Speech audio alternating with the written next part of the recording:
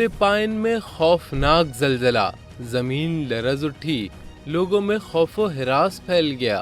امریکی geological survey کے مطابق جنوبی فلپائن کے ساحل پر زلزلے کے جھٹکے محسوس کیے گئے۔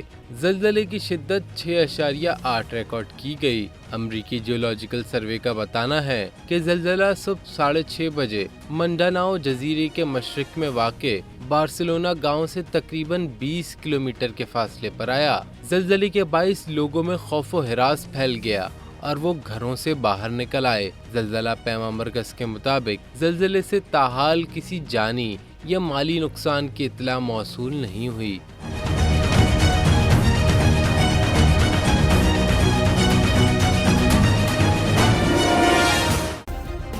سبسکرائب کریں اور بیل دبائیں تاکہ کوئی خبر رہ نہ جائے۔